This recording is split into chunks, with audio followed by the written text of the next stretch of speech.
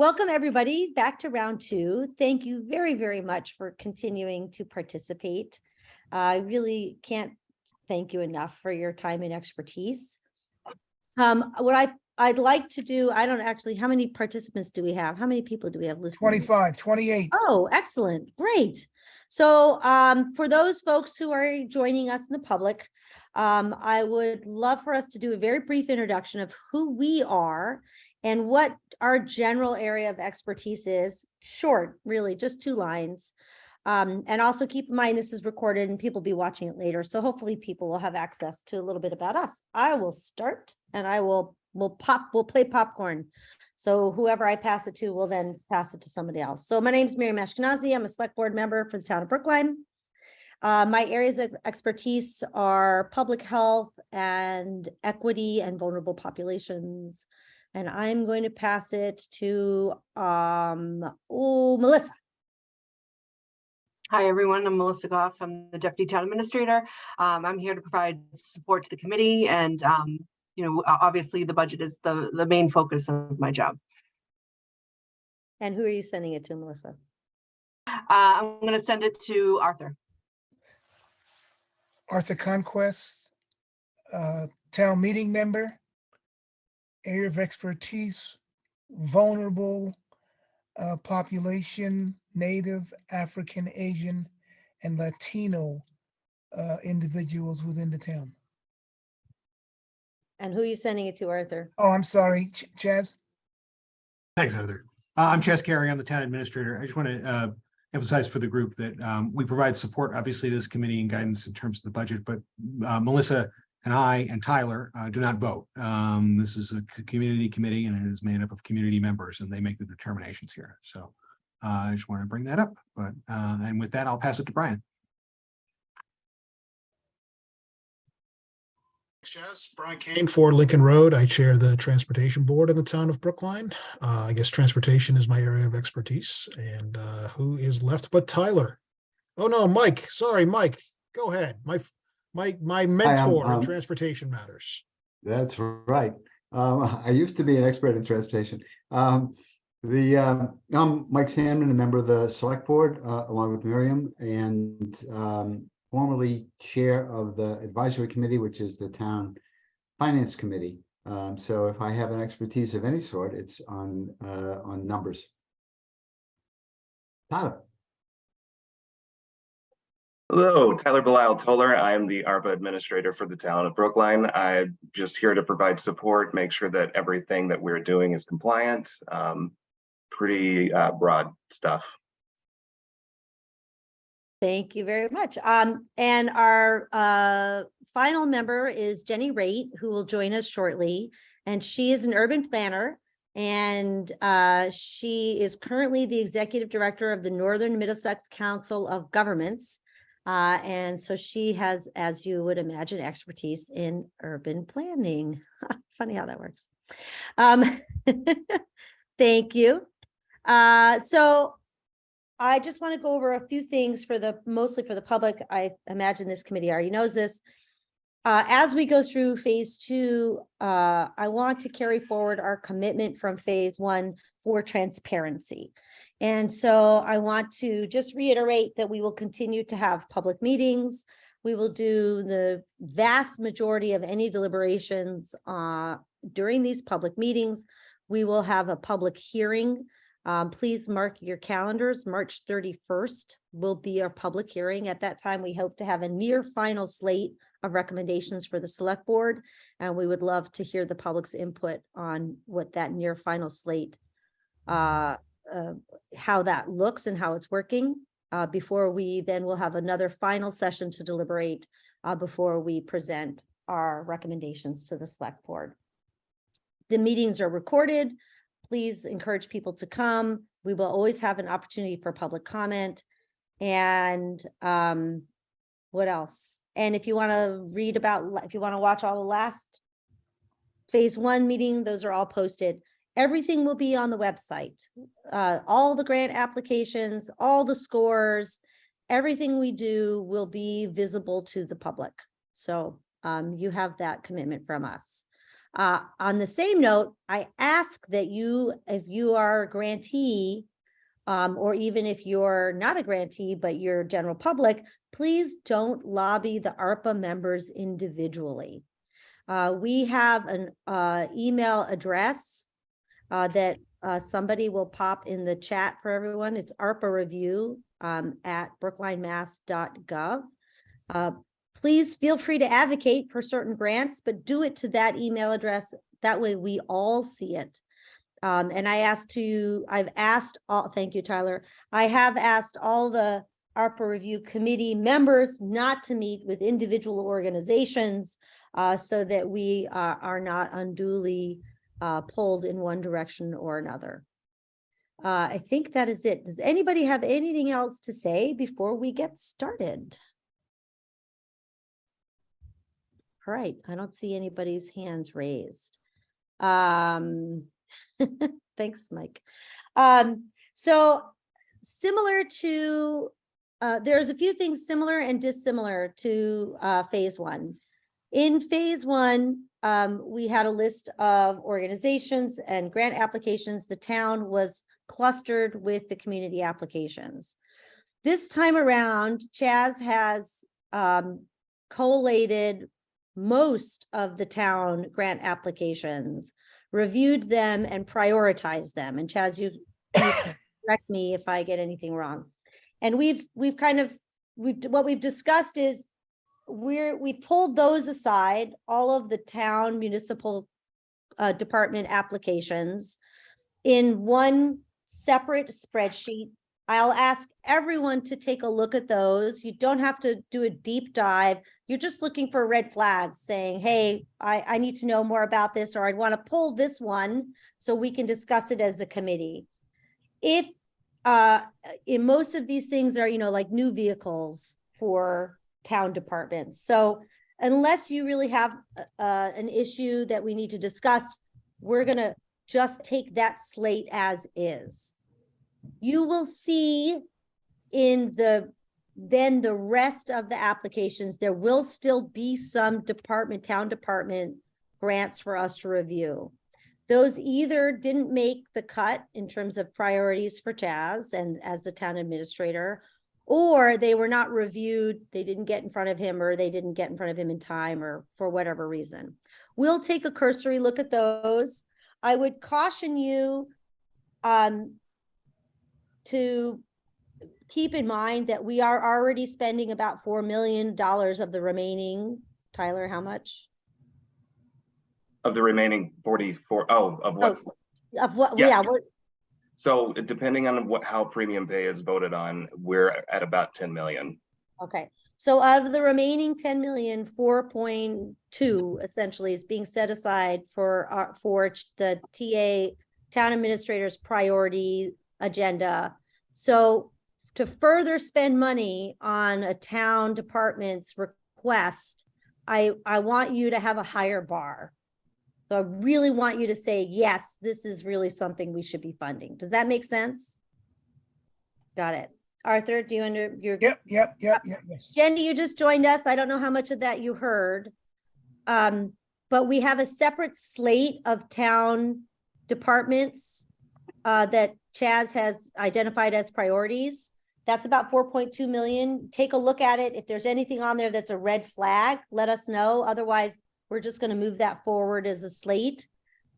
We are going to take the rest of the grant applications and divide them up. You might still see some town applications there, and those either have not made the priority list for the town administrator or they didn't get reviewed.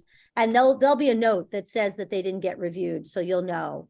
And evaluate those, but I would just ask you to have a higher bar for funding those because again, we're already funding a slate of municipal projects. Yes, Chaz, go ahead.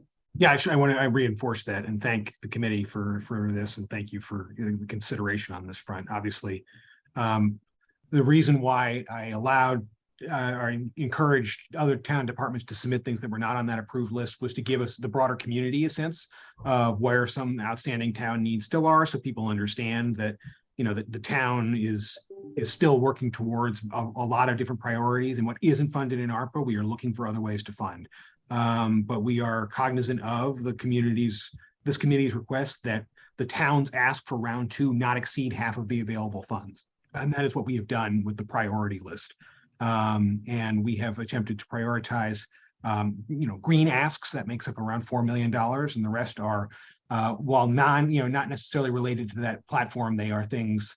Some of them are continuations of prior programs like the farmers market coupon. Some of them are new community engagement programs, or projects like social isolation outreach and BHA.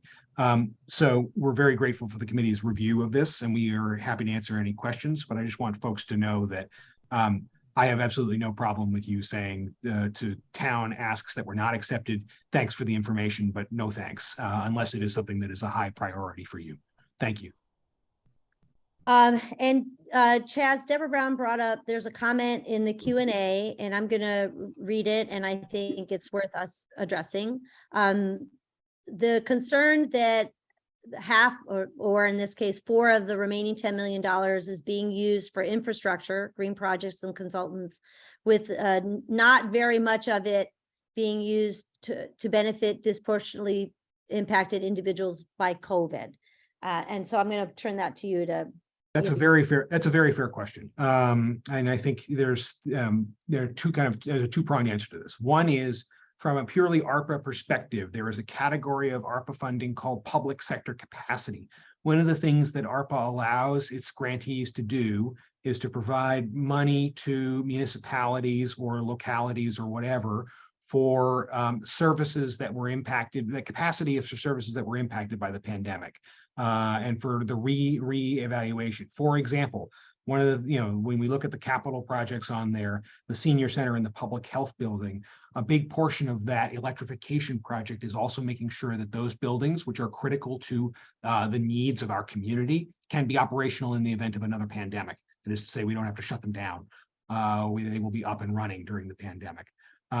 So for a lot of these issues, they do have a pandemic-related impact or a public sector capacity impact. That is to say, the issues that we spent money on during COVID instead of these issues, now the ARPA money is allowed to be used for those purposes without necessarily coming out of revenue replacement. The other commitment that I have made to you and the broader community is that wherever possible, we are avoiding the revenue replacement category, because that is a more generally available pot of funds. We will seek out eligible ARPA categories for anything the town asks for, so to avoid that, so that community projects that need revenue replacement can rely on revenue replacement. To Deborah's other question about, well, what isn't there a Build Back Better Act that just passed last year? Isn't there bond money coming from the state on this? As I've said before, the IIJA to date, of all the programs that they have put out, the IIJA is the acronym for the Build Back Better Act that eventually passed Congress, the Inflation, and Jobs Act, Inflation, Infrastructure, and Jobs Act, I guess. So far, unfortunately, we've been very eagerly reviewing each new program that comes out from that, as the federal government writes regulations for them. And unfortunately, unlike ARPA, a lot of these things are either geared towards communities that are poorer than us, which is good. They need the help more than we do, but it means we're not eligible. Or the barriers to entry are so high that for us to spend money to even get the possibility of a grant doesn't make financial sense. My hope is that over the course of this summer, there will be more funds made available in the IIJA for infrastructure-related projects that we are looking at. And that may have a practical impact on things like transportation, which is good, because it might mean, as a practical matter, for example, a lowering of the need for road money and any potential override. But what we're looking at here in terms of our ARPA asks is narrowly tailored to what ARPA allows us to get to. And that is this kind of broader question of these projects. So the other thing, one last thing that I'll say on this, and then I'll let us get on with business, and I thank you for the opportunity. The kind of work that we're looking towards here, you could say, oh, well, it's paying for green consultants, but the aim here is to reach the broader community and to green the broader community. For example, spending money on specialized energy co-training, cool roofs, all of that, for example, is to eliminate things like heat islands, things that have a disproportionate impact on people who can't avoid them. That energy coaching plan for residents and businesses, the reason why that number is so high is that it's for everyone. It's not just for big ticket, people who make, big bucks. It's not just for businesses. It's for small businesses. It's for individuals. It's for people who need it. We really did have a focus as we looked at this kind of green package towards how are we making the town better for everyone? Making a significant investment in charging capacity in electric vehicles. I understand you say, well, it's a car, it's not a program. It gets carbon out of the air. It's a down payment on our overall commitment to be carbon neutral by 2040, fossil fuel free, I'm sorry, by 2040. So it's not always, the way is not always clear, and sometimes the priorities don't line up 100%. But what I'll tell you is I have heard the community's desire for these things to have a practical impact on making our community better, particularly those who have been disproportionately impacted by the pandemic. And that is the lens through which we have evaluated these projects. So I greatly appreciate the comment, Deborah, because I do think it's important for us to have that conversation. So thanks. And I will, Brian, I'll call on you next. I'll just say, to Deborah's comment, I thought the capacity was water, sewer, and internet. I believe that's a separate category. There is Correct. a category for water, sewer, and internet, but that is a separate category. All right, Brian. Thank you. Just a clarifying question. Am I correct in understanding that there's 10 million available? 4 is going to premium pay, so we have 6 to spend, or am I way off? No. Nope. Okay. You have 6 is going to premium. 6 is we're asking to be allocated for premium pay, so you should have around 10.1 to spend in total. Thank you. And the town's ask is currently, well, I'm sorry, the town's ask, including that that distribution for the form-based zoning, is under 5 million. It's 4.9. And what is the status of premium pay? Premium pay is going to hold at 6. And that's going to the select board for a vote. Going to the select board on Tuesday. Okay, thank you. Thank you. Arthur, did you have your hand up? Yes, I did. Is there a raised hand somewhere? I mean, if There not, it's should okay. be. If you look down at the very bottom, I did, but you it's see not, the Q&A okay. right I'll- next to, you might need to widen your screen. Okay, anyway, Tyler, can you just give us a brief overview of the number of applications that came in on the first round versus the number of applications that have come in this round? I love you, Arthur. That is literally the next thing on the agenda. Oh, is it? Okay, okay. Total submissions and for total amount. Tyler, take it away.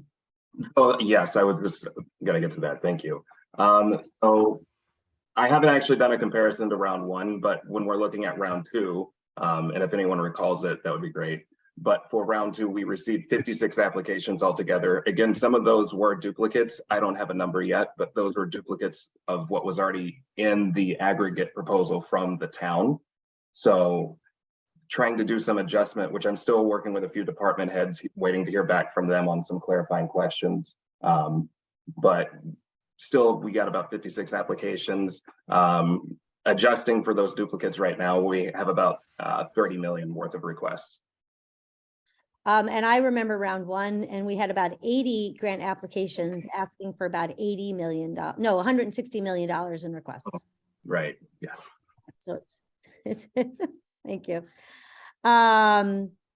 Great. And Chaz, I see you're answering Miss Hafez in the chat. Thank Yes. you very much. All right. Are we ready to move on? Oh, sorry. No, Nori needs to be a part of this. Up here. For those of you who don't know, this is the official ARPA dog. Right there. I know y'all missed her. All right, so what we'd like to do is pull up the grants, and Tyler and I did kind of a rough assignment of grants to who would get what. So we're hoping you could, I tried, I think myself, Mike, and Arthur, is that it? We all have 7, and then Jenny and Brian, I think you have 6 each. And I'm going to remind you that we revamped the scoring system. So Tyler is in the process of making the scoring sheet into a beautiful Excel that the numbers fill in. And that'll go into your folder so that when you review the grant, you can review the scoring, you can score it. And I will also remind you that we intentionally made the scoring sheet specifically match the questions. So every question we asked should have a corresponding score. So if they answered what we asked in the grant, then you should be able to score them based on that. And we tried to simplify everything. And Arthur, we will make a time to meet so we can help you with that. Okay, good. What I guess is what I would like is for everyone to take a look at the grants they've been assigned, and if there's any grants that someone feels like they don't want to do for some reason, or that they can't do, or one that they really want to do for some reason, now is the time to speak up, and we will do some shuffling around and reassignments. Now, this is what the public sees, but you all should be able to access the full Excel from the link Tyler dropped in the chat. Right. Or vice versa. I sent an email to this OneNote. So this is the shared Excel sheet. Yeah, Kate posted a link to the chat for the audience to look at as well. There's a general one without the committee member assignments and some of these other columns. All So, right. Which tab and are we with- looking at? Round I two was- project summary list or round two project summary list minus TA Rex? I was literally about to ask you that. So, Yeah. okay. So I would ask everyone to go to round two project summary list minus TA Rex. This is without the priority list that Chaz had provided with us. That I want everyone to take a look at. They don't have to score those, just take a look at them. And again, look for any, that's going to be the tab TA town recommendations. If there's something there that you want pulled for review, let me know. But that's Chaz, right? That's not, I mean, That's right. That's Chaz's list, but we still need to look at it. I understand that, Absolutely. but we're not voting on it. That's correct. So unless you find something, if you say, hey, I really want to dig deeper into that one, I have a problem with it for whatever reason, right? Then just let us know and we'll pull it for further review. Yeah, Okay. and I can have department heads available. You tell me. Carlos Tamayo asks, is this list available to the public? Yes, Carlos, it's been put in the chat for you to access, and it will be on the town website. It's linked on that the ARPA OpenGov story as well. So the actual ARPA tracking page, all of these links are already on there. So that should be available right at the top. And a quick way to get to it, just Google Brookline ARPA, and it should be this first result. Is everyone able to see this, by the way? Because I have a very giant monitor, so it's easy for me to see, but I can't tell. Sana, please look in the answers because, oh wait, Okay. Chaz is currently typing an answer to you. I'm still typing, Sana. Sorry. I just want to make sure your question is good. I want to make sure I give you a complete answer. It is good, but he's going to make some corrections to your understanding. I don't know how to say that nicely. But he is answering, he's on it. All right, thank you. So how about we just do round robin and I just go through each committee member and ask you if you're comfortable with the assignments as they are, or if we need to make any edits. Brian, you want to? I'm very comfortable. I feel like I got a light load here, so I'm happy to do more if need be, but this is fine. I think you're going to need to really take a look at Chaz's list and just make sure all of those seem appropriate. Jenny. Yeah, I think I'm in the same situation as Brian. It's a pretty light lift. I'll look more carefully at the administrator's recommendations, the town recommendations. Great, thank you. Okay. Arthur? I'll have to come back to you, okay? Yeah, do you want me to read to you the ones that we've No, assigned? no, but Okay. I'll come back to you. All right, you come back and, you know, Mike and I can always change up assignments with you if need be. Okay, good. Okay, good. Excellent. And Mike, how are you with your list? I'm good. Is there something you And- want or don't want? There's a hesitation. Well, I would never steal anything really interesting from anybody else. But no, I'm fine. The list is fine, and I'm perfectly happy to swap around if somebody says they'd prefer not to have X. I'll take X. Okay, great. So, I think what's really next for us to discuss is, where is my, here, I should just pull this email up, is what the expectation is for our next meeting. So everyone, assuming everyone has 6 or 7, I think that's what it is. And we have we're talking about $5 million. Do we want to come back? I was thinking there's 2 ways to put some guardrails on what we need to bring to our next, like, bring your top 3 and or your top, you know, if your top number 1 is for $8 million, we're done, right? So to me, it seems we should talk about how we want to prioritize these grants and how we want to do the first culling. I'm going to start with how I want to do it, but please, one of the things I love about this committee is everybody brings this. Please tell me what you're thinking. I would like to prioritize smaller grants so that we can fund more organizations. I feel like that's a good way to reach a lot of people, not always, of course, but so I'm really hesitant for the multi-million-dollar asks. I'm more than happy to ask them, bring them. We have a whole meeting set to talk to grantees, to invite them and say, look, we're not going to give you $1 million, but if we gave you $250,000, could you still do something with this? Or whatever it is we think would be an appropriate amount. But I'm to me, anything over $1 million really needs to have a high hurdle, because it excludes so many other programs. It takes up such a big chunk of the remaining 5 million. That's where I sit. So I want to hear from others. I still can't find my raised hand, so I'm gonna All right, raise it. just talk, Art. Yeah, just raise. I'll keep my eye out for you to raise Okay. your actual hand. Go ahead, please. Okay, so I have a little bit of hesitancy about pushing forward applications that have been funded during the first round already. Okay. I think that I'd like to give some priority, maybe for programs that have not gotten funds in the first round, and if they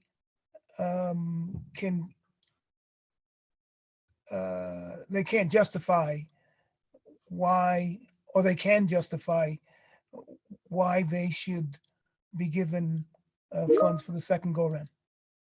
Does that make sense? Mm-hmm. Okay. Brian? A similar question, Miriam, and it has to do with with what I think Arthur is talking about. And I don't want to put words in your mouth, Arthur, but I think it's about capacity. And I guess the question is, are we to assume that every applicant on this list has the capacity to accept and manage grant dollars? Or is that a judgment we're expected to make? Can you be a little more explicit about that, Brian? I'm sorry. Sure. Well, similar to what you're asking, Arthur, I think the question is, can the groups on this list, if they've already received money, can they handle getting more money? Which I think is what you're kind of asking. Again, I don't want to put words in your mouth. Okay. And what I'm asking is, are we to assume that everyone on this list also, or instead of, has the capacity to accept money and report on it properly according to the accounting rules that are put in place for ARPA? I hope I'm I'm sorry. being as clear as mud. Follow through. You mean No. follow through? Sorry. It's my fault. I got distracted. Please ask that again. Sorry. Sure. I guess, are we to assume that every applicant on this list has already been vetted to some extent to ensure that they are eligible to receive ARPA funds and can adequately report on that money and account for it That's the a way that's very, required. very good question. And I'm going to kick that over to Melissa and Tyler. Because last time we had all of the grantees went through a score sheet from exactly that. And are we doing that again? And if not, we probably should. Yes, we're still making the assessment on our end, just what the capacity is. We still are providing technical assistance for some of the newer organizations that maybe have not worked with federal dollars, so it doesn't necessarily become an exclusionary piece if you haven't worked with federal money before. But it's more so just making sure that the infrastructure and capacity is there to deliver this project within that timeline. I think the bigger thing is not even just, can you do the functions of working with a federal grant? It's, can you figure that out and then still spend it within the ARPA timeline? Just so we don't have to send money back to the Fed. So none of us would want to advance a project that ultimately gets kicked out for technical reasons. Well, I think also because we're talking about federal funds here, we have to make sure that they can have the kind of correct reporting processes in place, which we did for the first round. So to me, the question is, are we doing what we did for the first round? And it sounds like the answer is yes. Is that? Yes. Okay. So it may be that one or two get pulled because they haven't had a chance to do that yet. But I would say for now, at least, we should just go ahead and start evaluating these. And it was a great question. Other ideas on how we want to, so I think what I've heard, and I haven't had consensus yet, but what we've got on so far is that we should be placing our priorities, obviously, our given priorities on vulnerable populations, but then within that, looking at organizations we didn't fund and not that we can't refund, but putting some priority on new organizations we didn't fund in round one, excuse me. And also, you know, the smaller the ask. Let me put that in another way. It's been a really long day interviewing for a job, and I had I'm not interviewing, I'm interviewing people for a job, and all morning I've been interviewing people. My brain is Talk to Chaz and me. oh my God. We've just Second priority come would off of be that. on lower dollar amounts so that we could fund more organizations. Is everybody Right. okay with those two priorities? And are there more you would like us to consider while reviewing? I think that sounds reasonable. I like the idea of spreading the dollars around.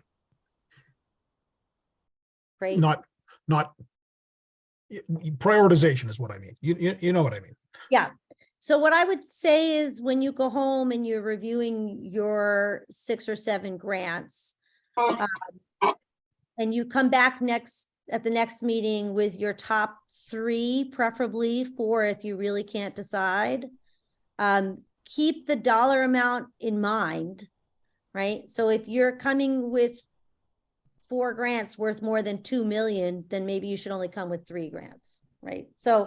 So it should be a both and in your consideration of picking your top choices. And of course, that said, as we know last time, sometimes the ones that weren't in your top choices still made it into the final grant because we're all going to be discussing them. So, but you know, it's helpful to have what you think are reasonable choices to advance.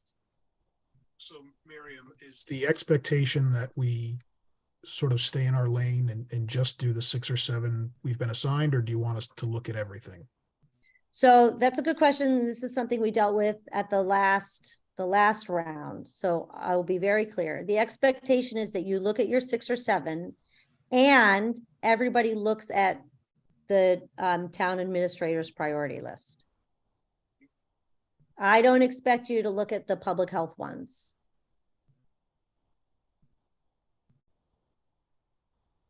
Is that clear for everybody? Anybody have any questions or issues with that? And this is why the grants were assigned based on area of expertise, right? Because really, you know, we want you to be advanced. It's not like your top 3 are going to be make the final list. once we have a top list, we'll start evaluating them all together.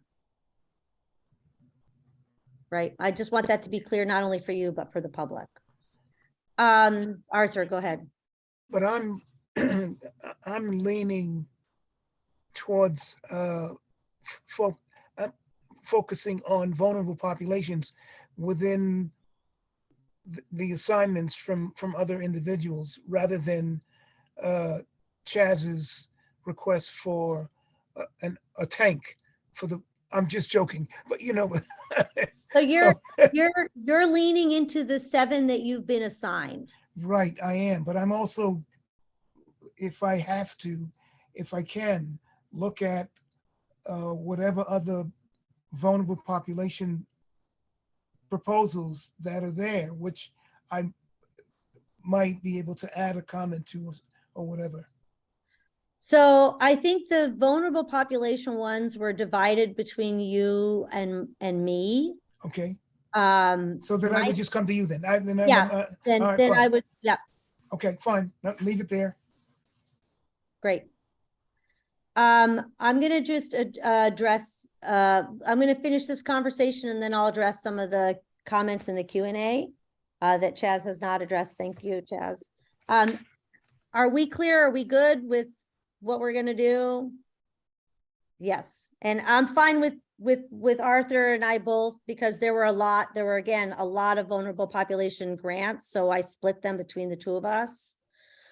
So I think we were both set up to look at those. So I'm happy to do the same. Arthur's, take a look at yours so we can kind of share those. Yeah, sure. Okay, great. I'll just squeeze or pinch Mike Sandman's head or brain as well, okay? Just because I know that he was once upon a time on the board of the Brookline Community Fund or the Brookline Foundation or whatever it was many moons Pinched. ago. Am I right, Mike? Yeah, Brookline Community Foundation Okay, in its current iteration, yes. yeah, okay. All right, so go ahead, Brian. I'm going to say something that is probably going to be unpopular. Oh, that's why we love you. One of the many reasons. I disagree with that completely. So the transportation board, as Mike Salmon better than anyone knows, can be a little contentious at times.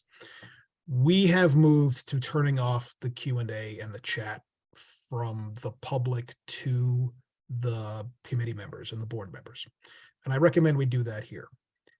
If folks have a reasonable accommodation, of course, they should be able to use those reasonable accommodations. However, if there are questions, I think they should be saved for the public comment period and asked then. And I believe the reason for this is because chatting and Q&A can unduly influence things and doesn't give folks that can't do that a fair shake. So I know this is very unpopular, but I'm not elected to anything, so I don't care. I think we should turn off the chat and the Q&A. I will put that to the rest of the committee. How does everybody else feel? Well, the Q&A is the sort of thing that you would expect people to ask questions as the discussion goes along. So I don't really think we should turn that off. The chat is something else. The chat is ideally set up for getting in line to make a comment during the public comment period. So that does make sense to me. This chat is only enabled for us, so I don't see any problem with the chat because we can, the attendees can't access the chat.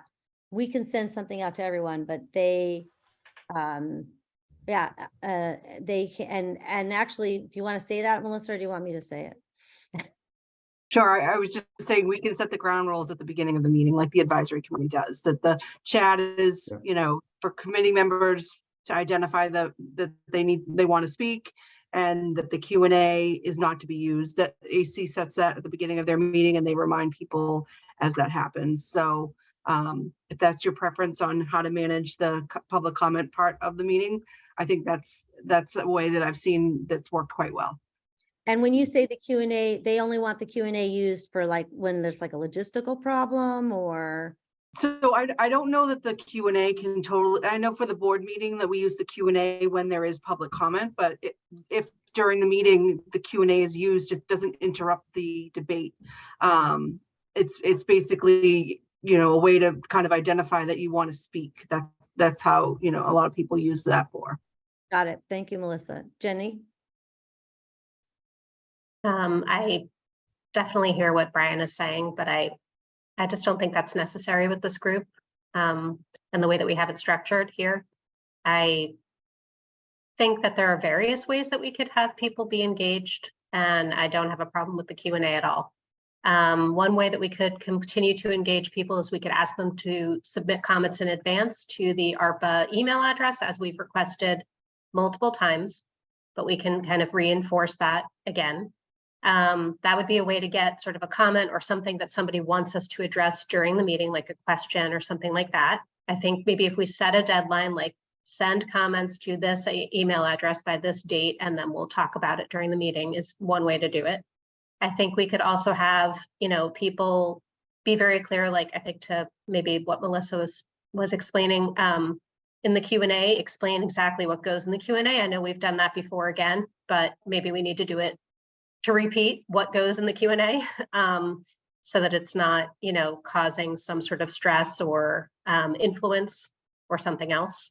And then the other option is that since this is a webinar setup, we can decide when we want to have people become a panelist to allow them to vocalize their own question or comment during a set period of time, or all of the above. I'm fine with any of those options or all of them. Thank you. Brian? I'm fine either way. This is not a hill I want to die on. I guess I would just note, if we were meeting in person, there's no way the town administrator would be responding in real time to people yelling questions at us. So that's kind of how I think of it, at least the transportation board.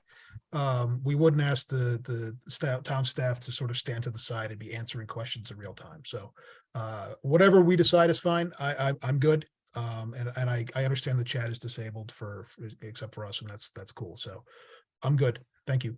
Thank you. Well, Arthur, do you have an opinion? No, I'm fine. Okay. I'll go. It doesn't impact me, seriously. So I will say this, I do find it is a little distracting for me. I do want, however, to have opportunities for people. To me, this is a part of the transparency. I want them to be able to voice what it is they want to voice.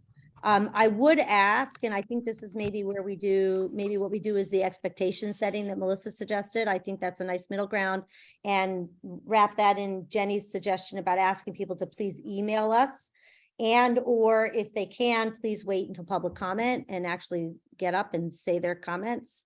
But in lieu of that, at least for today, and we'll start doing this at the beginning of the meetings, Tyler, please remind me, that please use the Q&A for a question, because I think if you want to say something that isn't a question, that's your opportunity of public comment and not for the Q&A.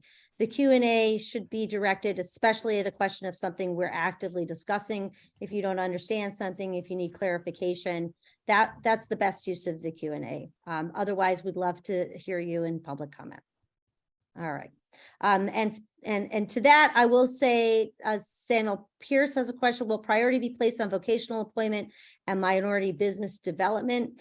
What I would say is that the priority is placed on vulnerable populations, but we can't divorce that from the grant application itself. So if your grant application is asking for $5 million for vocational employment, that's going to be tough for us to fund. And so everything is looked at holistically and not on a single issue. For Sana Hafez, I don't think that's a question. That is a comment. I don't think anyone on this panel would disagree with that comment. Thank you for your comment. And I don't know who Tiffany is. Thank you, Shayesta Burns. All right. Thank you, everybody. So I think I got everything. And let me see what's next. Oh, yes, Tyler, please.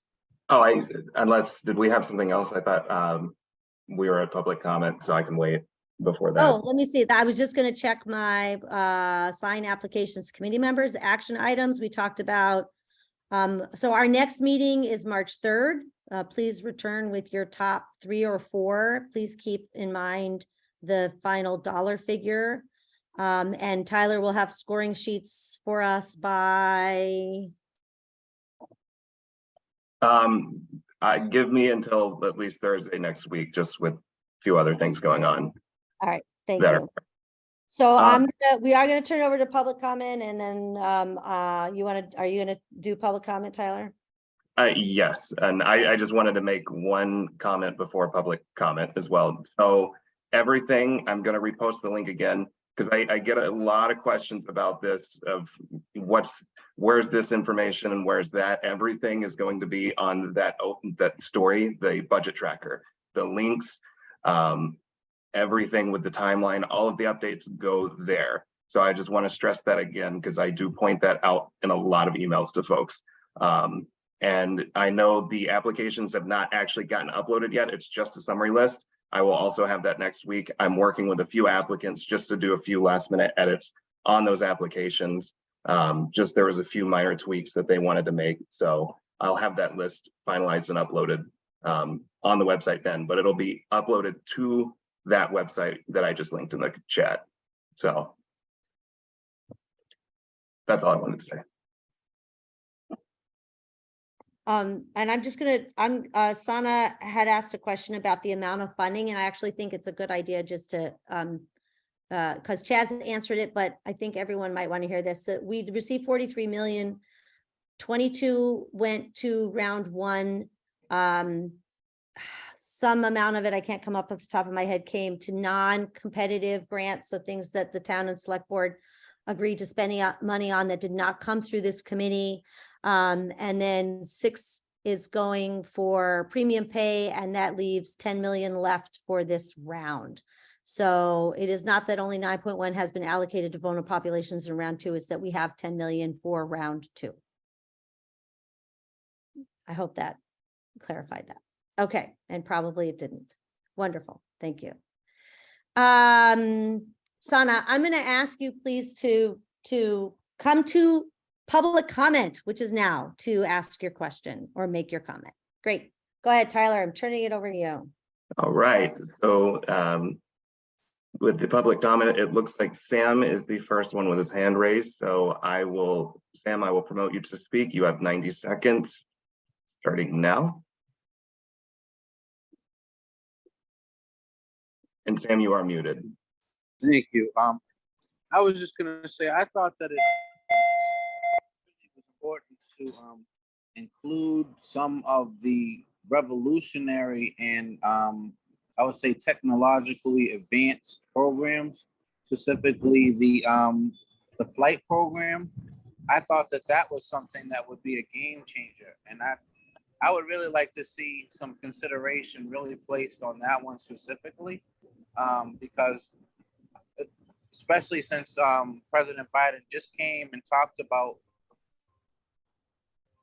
the fact that we need to really invest in our airports, our airlines, our aviation technologies. I think that this would be something that would really put Brookline on the map. And obviously, even historically, Brookline is where President Kennedy first thought about going to the moon. So this is almost like that new moon landing, so to speak. And I really like to see some of our Brookline residents, youth, and alumni be able to fly planes, be able to be in the airline industry, be able to be connected to this hub of technology. And I think that that would really help a lot of the aspirations of Brookline residents, and I'm hoping that you all would reconsider. I'm gonna just answer that. We haven't actually considered anything yet, so I appreciate the comment. I appreciate you taking the time to come and listen. That none of the grants have been reviewed yet. All right, and it looks like next on the list with their hand raised is Carlos. I will promote you to speak. You have 90 seconds. Was it 90? Okay, thank you. Whatever you said the first time. Okay, Whatever Hello. you said the first time. What did he say? I said 90 the first time. I was just All right. making. Hi, everyone. Can you hear me? Hi, my name is Carlos Mag. Oh, sorry. I'm sorry. That was my fault. Carlos, I'm sorry. That was me. It's okay. Can you still hear me? Yes, I was just trying to lower the hand. It's a pleasure to see many of you. I've had the pleasure to meet in person. I wish that I could be in person there, and I thank you for everything that you're doing. My name is Carlos Mario Tamayo. I'm a town meeting member for Precinct 2, and I'm a Brookline Housing Authority resident since May of 2012. My question is, what does the process of accountability look like to ensure that the organizations that get these funds are fulfilling their promises for the people they claim to serve? Thank you.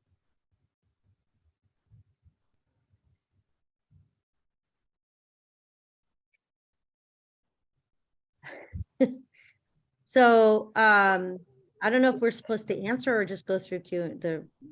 I mean, I can answer that if you want. Go ahead, Um, Chess. So that's a great question, Carlos. Thank you.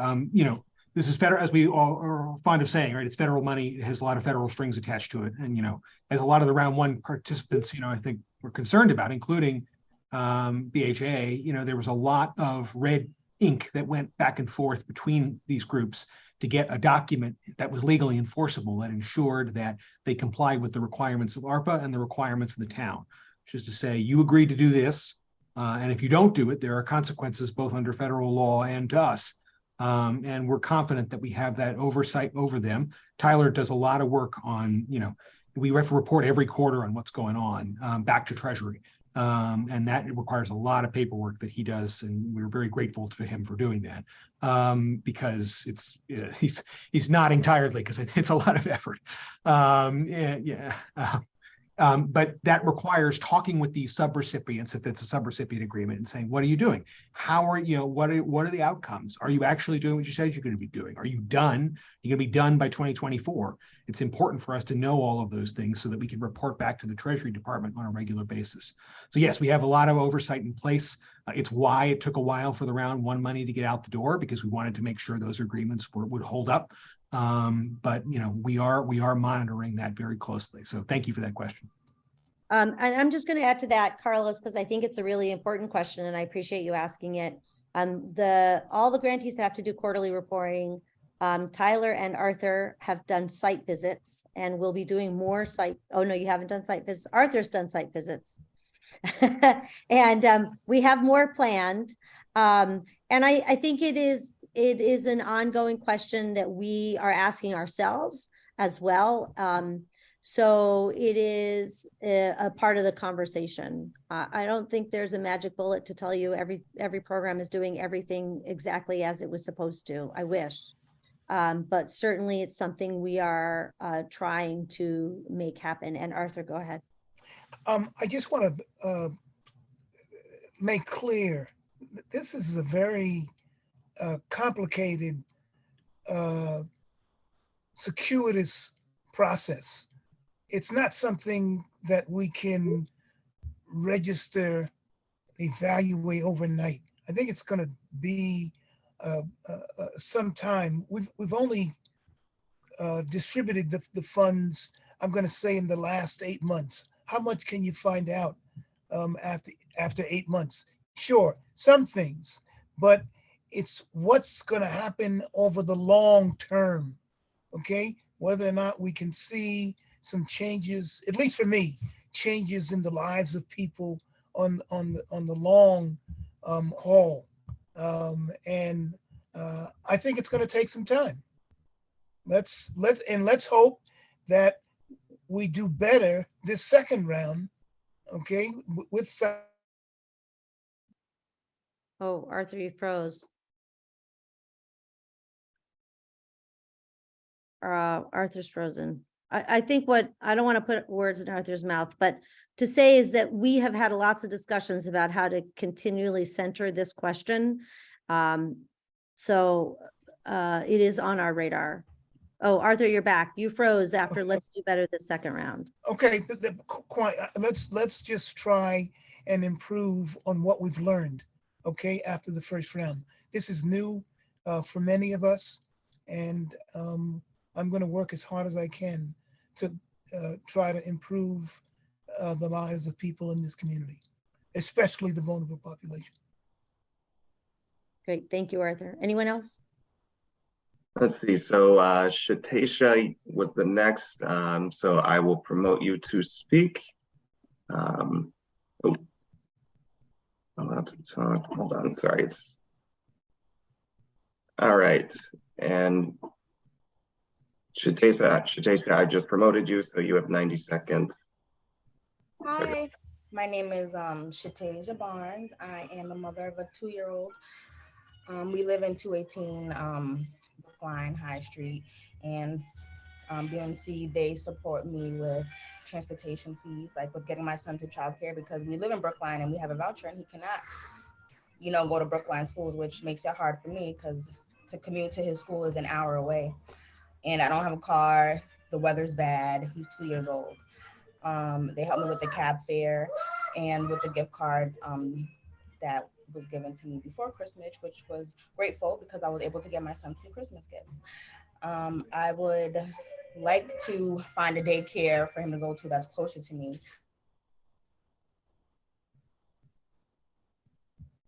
Oh, we lost your audio.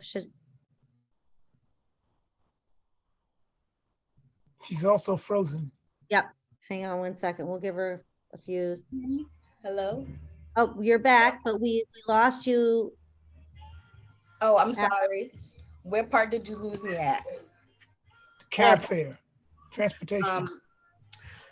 So I need to find affordable childcare for my son to go to school in Brookline. I've been doing what I need to do, like, you know, getting certifications, doing my trainings and classes. So when we do open schools here, I'll be, you know, be able to work there with my son as well.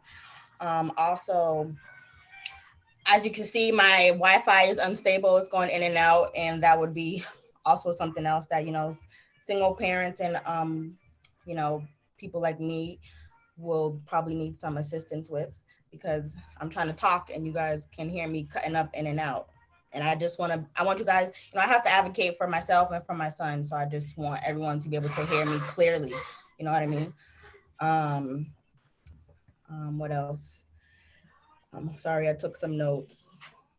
So we did get offered a spot at Trust.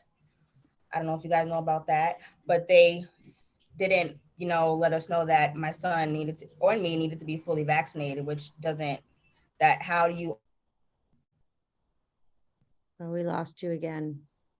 We lost you. We lost your audio again. Sometimes it helps to turn off Your video. Yeah.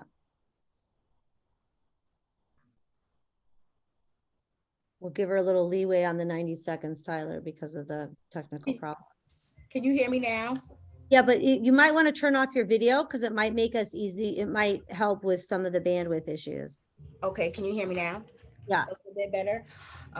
Okay, I don't know where I stopped off at, but we did get the offer for the Trust daycare, but they wanted us to be fully vaccinated, and that doesn't, you know, that's not fair. You know what I'm saying? So we couldn't go ahead with that, you know, childcare spot because, you know, I don't feel comfortable vaccinating my 2-year-old, you know? What else?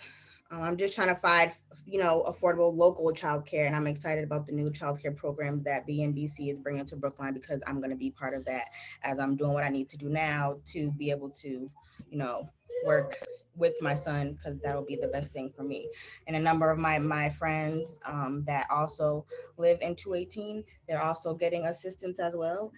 And they're also single moms too. So like, you know, we're just have to look out for each other and be supportive, because, you know, I live right up the street from Beep, and my son could go to Beep, but there's a wait list for that. So it's like, how long is the wait list? Who can help me get up on the wait list so he can go to school there, so we don't have to commute an hour away. Sometimes I can't even go to work or school because I don't have a way to get there. So then that's where BNBC has been helping me out, extremely grateful for that. This week we have been sick. There's like a G1 bug going around. So like Monday we got sent home, and then, we got sent home the other day. And, I would love to have stayed home for the whole week, but I'm mom and I need to be able to get some money too. And the problem is I'm not able to get the money to get to work, you know what I'm saying? To get him to school. So if I can't go to work to get the money, I can't bring him to school.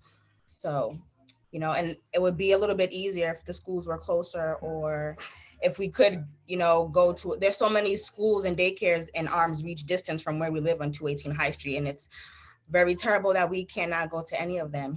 So I just hope you guys understand where we're coming from. Thank you very much. We do appreciate your comments. Go ahead. Who's next, Tyler? Next up is Chi-Chi. All right, you have been promoted to speak. Your 90 seconds begin. Hi, can you hear me? Perfect. Okay, great. Thank you, Tyler. So Chi-Chi Wu, town meeting member, Precinct 7, and with the Brookline Asian American Family Network. I had 3 points I wanted to make quickly in 90 seconds. First of all, I wanted to express support for Deborah Brown's point about focusing this funding on vulnerable populations. I know ARPA allows us to put this money toward infrastructure, but that doesn't necessarily mean we should do it. There's a lot of unmet needs out there. So things like rental assistance and childcare assistance, for like the previous speaker, I think should be prioritized. I want to push back on the point that just because an organization got funding the last round, it shouldn't get funding this round. A lot of these needs on behalf of vulnerable populations continue.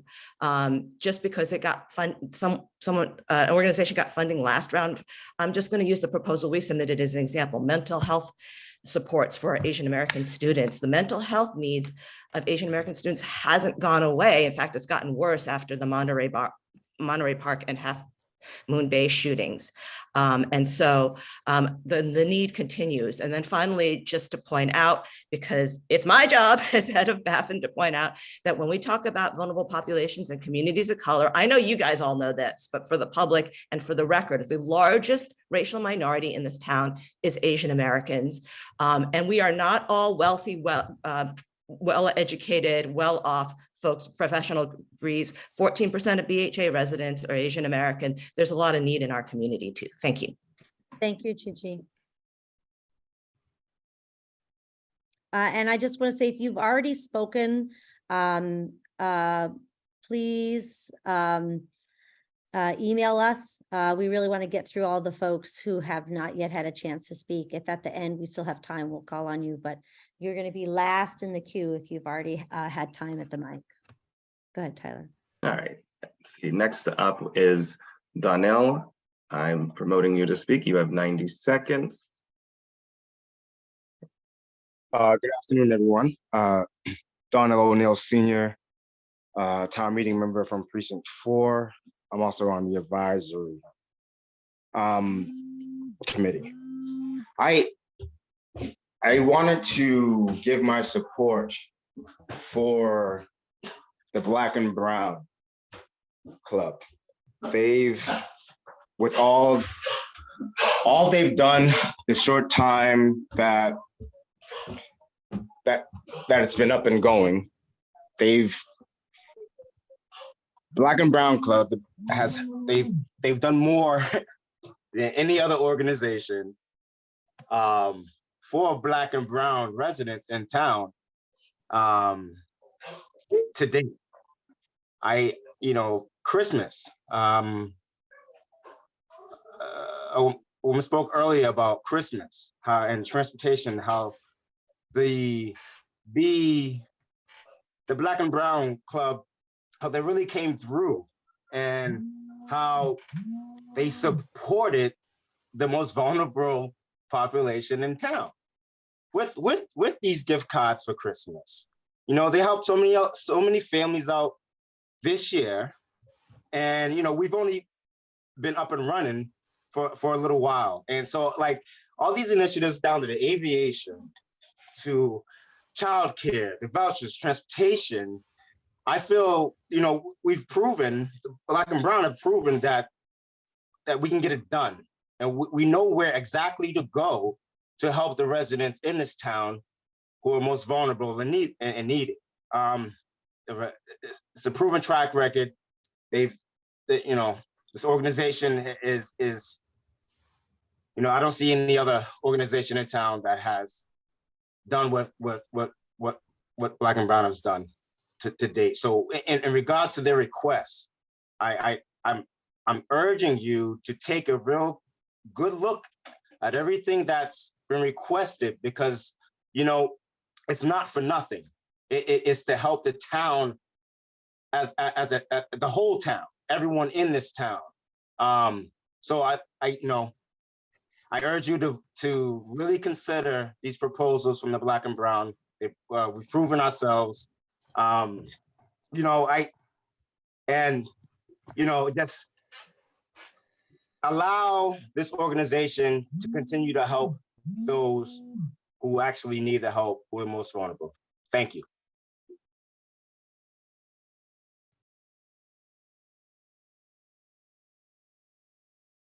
Let's see, next up on the list is Eric. You are promoted to speak. Your 90 seconds begins now. Okay, hang on, let me put myself on timer.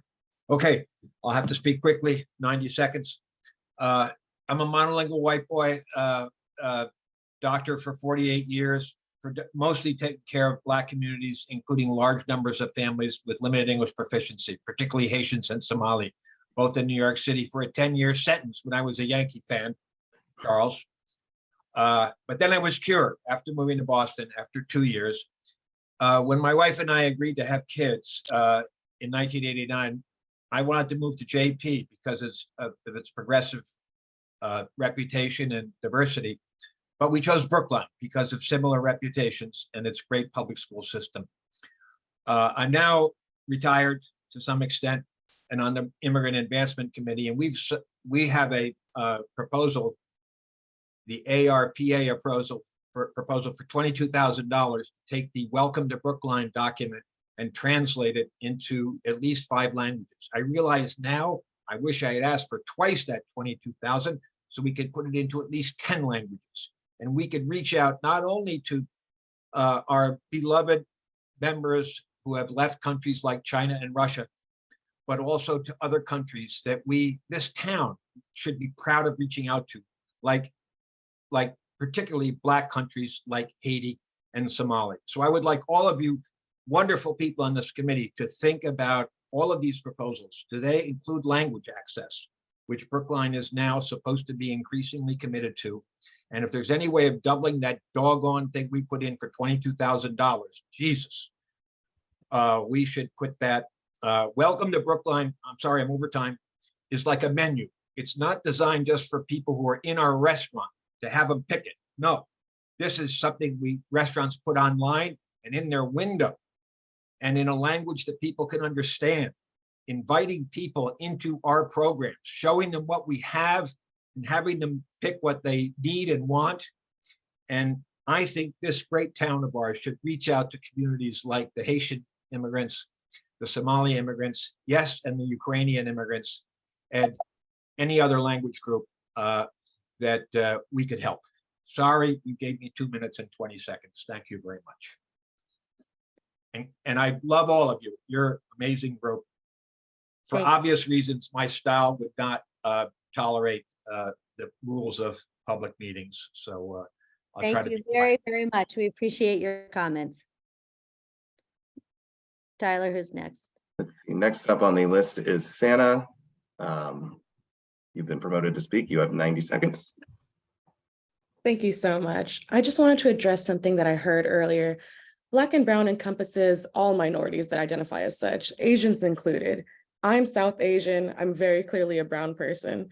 And as a brown person, as an Asian, I can see how Black people are the most disenfranchised population in Brookline. As the smallest minority population, that being 3%, they're also the poorest and more than double represented in poverty rates. I also want to say that by uplifting those most marginalized, we uplift everyone above them.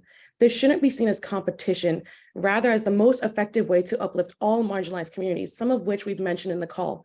Those that are non-English speaking, those that, are low income, those that are queer. There's so many different marginalized communities.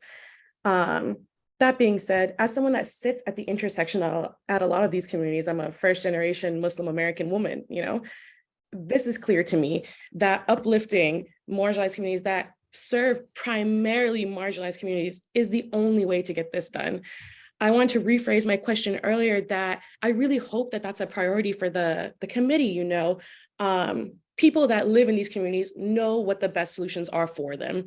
And the best way that we can effectively help eradicate these systemic issues is to believe the people on the ground doing the work. Thank you. Thank you for your comments. Tyler, who's up next? Next up is Willie. Willie, I am promoting to speak. You have 90 seconds. And you are still muted.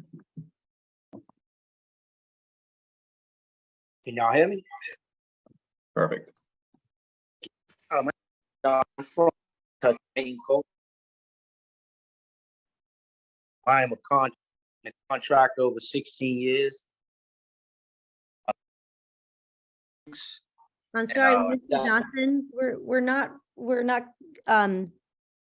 able to understand. I'm only getting like every fifth word.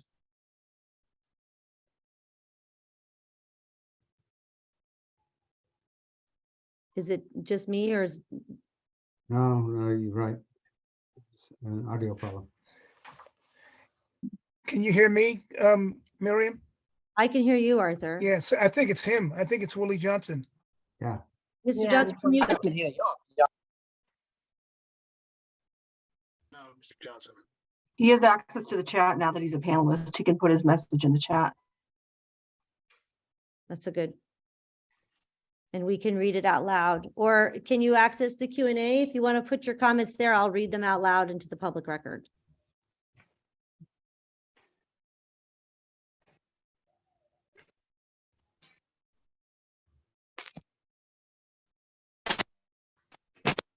Mr. Johnson? Hello? There. Does someone want to send him a message and I can promote the next person? Yeah, let's do that. I'll chat him. Okay. Okay, looks like the only other hand raised. That's weird. Sorry. It looks like the only other hand raised is Carlos. So while we see if Willie is typing something up, I'll go ahead and promote Carlos. Oh, no, actually Ade raised his hand. So Carlos, I'm gonna go with Ade first. All right, Ade, you've been promoted to speak. Your 90 seconds begins. Can you guys hear me? Yes. Yeah, good afternoon, everybody. Good to see everybody. I hope you guys are doing well. My name is Adeni Janisi.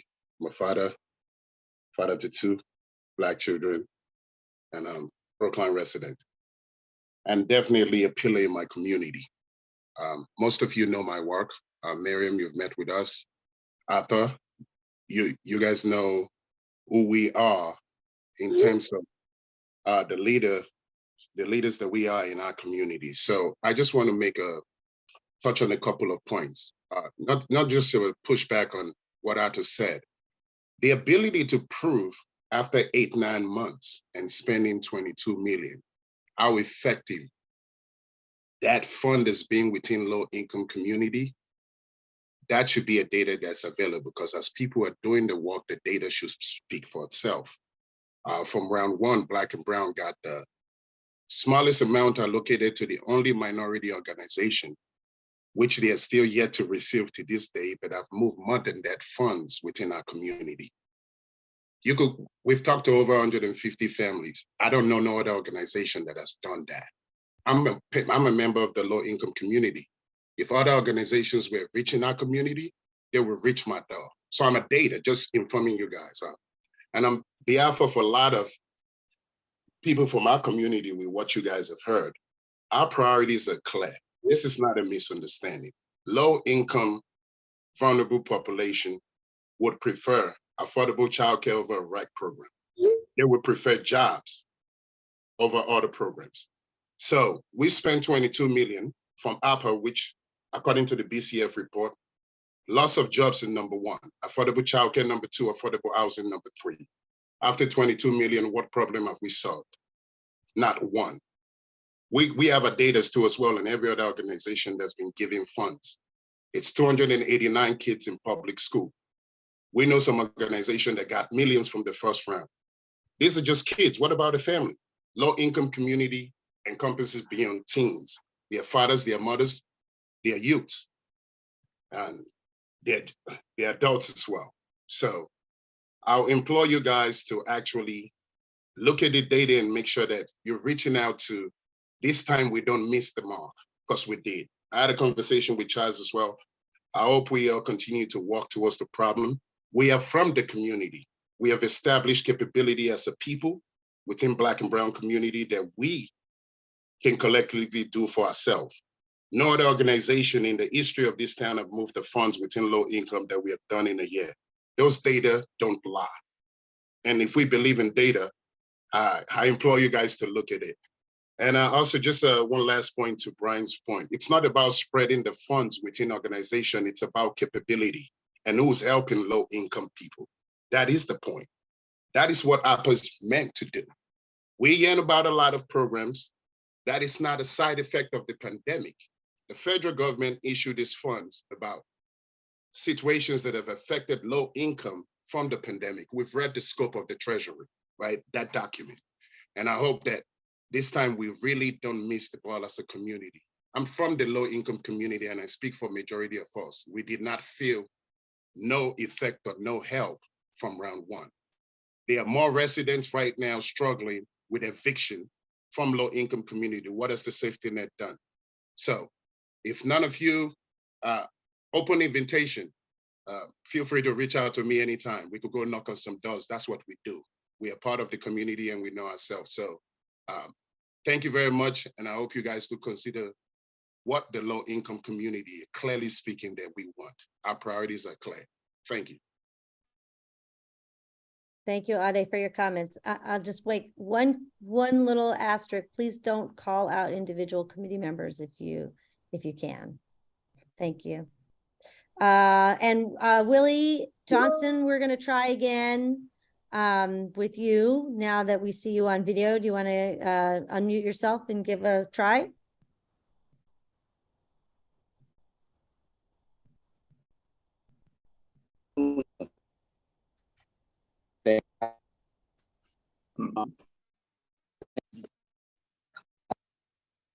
Maybe turn off the Mr. video again. Yeah, Mr. Johnson, try turning off your video again. Your audio is just not coming through. What I can ask you to do is, if you want to put your comments in the Q&A, then I will read them out loud on your behalf. Okay. Thank you. I'm sorry, I don't know what's going on with the audio. Tyler, who's left? Let's see. So what I wanted to say really quick, just to one of Ade's points, I will actually be reaching out to Black and Brown on their previous grant. I still needed a little bit more information just so we could start moving forward with that. And so I will be reaching out. Hopefully we can try to have another meeting next week. So next on the list is Deborah Brown.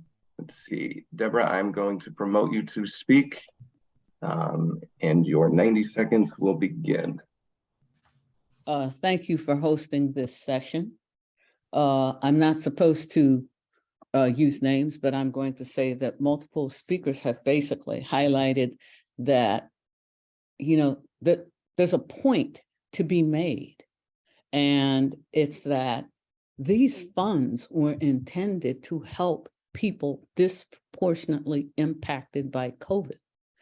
We know that a lot of the safety net funds that the federal government brought into, the state and the like, that it's going to disappear. This is the money that could bridge the gap between hunger, homelessness, undereducation, underemployment.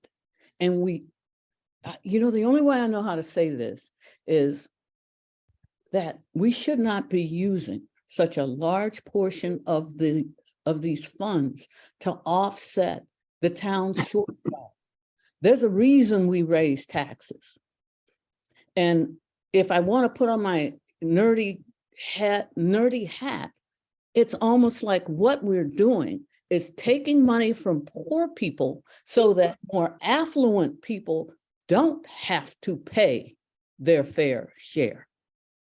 So that affluent people don't have to pay their fair share.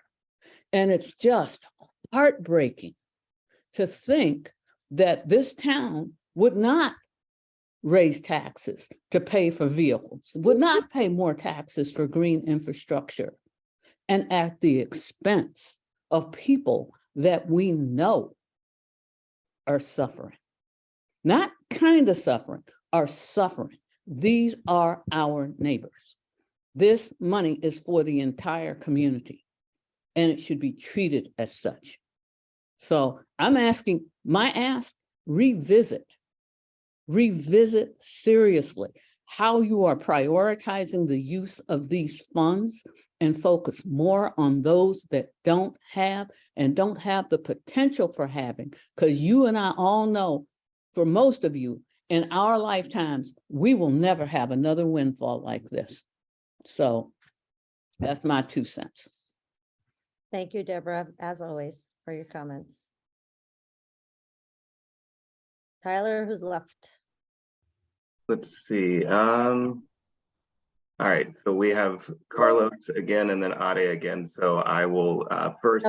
Here's what I'm gonna do. Since both of these speakers have had a chance to speak, oh, Ade looks like took his hand down. Since this is Carlos, wait, It looks like Willie's rejoining, so maybe he'll have better audio. okay.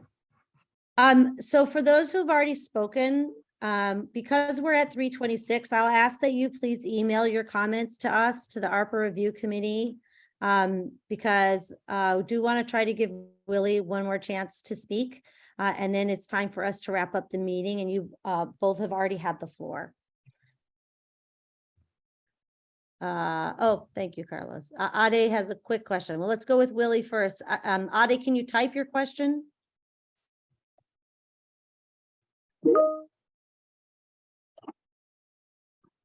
And we're going to try to give Willie another chance.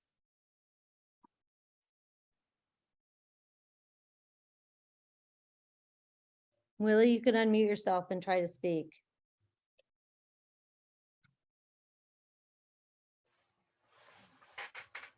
Please email us any remaining comments or questions.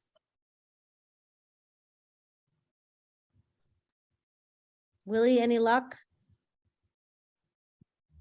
It's showing he's connected on my end. Oh, let's see. This one just unmuted, so let's see. Hear me? So far, so good.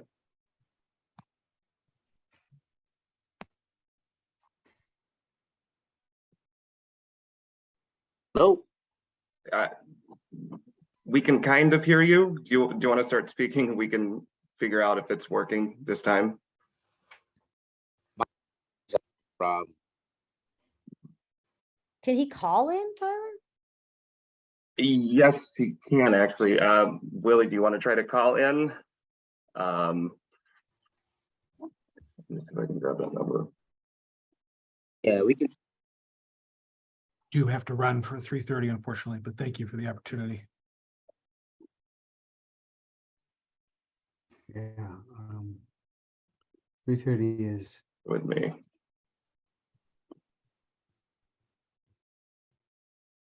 Show the other official ARPA dog while we're waiting. That's Rocky. He's 100% good boy. Oh. All right, Willie, do you see that number? Willie, I just posted the phone number to try to call in the chat if you want to give that a shot.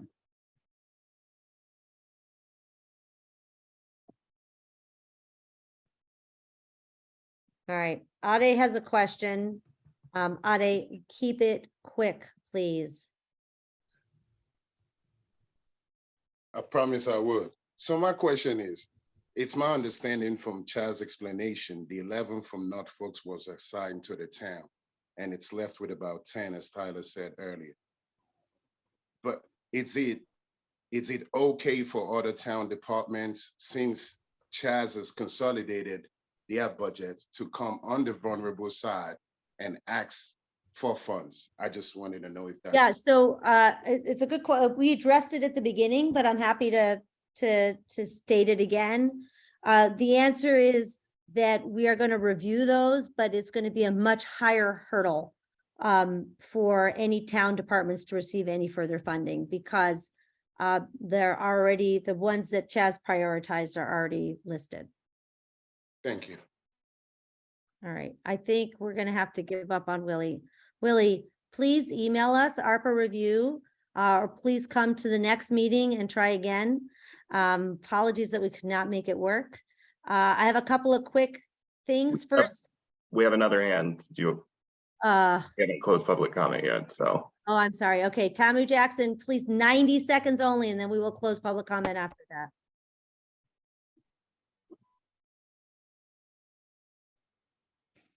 All right, Tamu, you've been promoted to speak. It looks like you're still muted. Okay, I've unmuted now. Thank you. My name is Tamu Jackson, and I am a member of the Black and Brown group. I am also the founder of Her Wings First. And my work with Black and Brown is what encouraged me to put in for a grant. But I just want to tell a little bit about myself real quick. I am a single mom. I've been in Brookline for 13 years.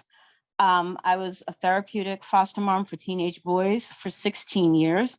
I now have guardianship of my first foster son's nephew, who was 11, and I have a 13-year-old. I'm facing eviction. I have reached out in different places in the community, and there's pretty much only the safety net program, who does not give $1,000 anymore, but gives $800. With that being said, I've spent much of my time in the community working with Black and Brown, doing volunteer work in the summer to bring food from the farmers market into the community for people in need, helping people grow food, which brings into the program that I am trying to get funded. Paul, who, I'm sorry, I'm trying to say so much in 90 seconds. Paul, who is 11, had to get on the Metco bus to go to Roxbury for an after-school program because no one would take their voucher here in Brookline. I'm trying to bring together a number of things that lower income people in the community are struggling with, and trying to put pieces together to be successful and to reach and to do the things that we need to do in our community. With all of that said, one of the most healing things I did and was able to do was to go in my backyard with my kids and grow some food, was to be able to send them out to pick salad to go with the food that we had and to supplement what we were able to bring, what I was able to bring into the home. It was to be able to go into my backyard and stretch and do yoga and do mobility movements with myself and my neighbors. And that is something that I hope to be able to bring to the community in a larger way. Thank you for your time, and thank you for listening to my very quick words. Thank you for speaking. I am closing public comment. All right, we're 3 minutes over, so I really want to conclude. I want to remind everyone that our next meeting is March 3rd at 2 p.m. I want to remind everyone that March 31st is the public hearing. I want to remind everyone about ARPA review at brookline.gov, brooklinemass.gov. And I want to let you all know that at our next meeting, everyone will have 3 minutes to make public comment, but I will be cutting you off right at 3 minutes, Devon style. So you'll get a 30-second warning and then you'll be done. So you'll get a little bit more time, but we'll be more strict about it. Again, I appreciate everybody showing up. I wish we could fund everybody for everything. It's just not possible. We have a lot of conflicting priorities. We have a lot of expectations for this money. We do the best that we can do, and I appreciate everybody's input, especially those on this committee. Thank you, guys. Any questions before I close from the committee? Y'all the best. I am getting those sweatshirts. I will need sweatshirt sizes. Arthur, yes. I'm out of jail tomorrow. We'll Okay. see. Okay, All all right. right. Bye, everybody. Thank you. Bye, thank you.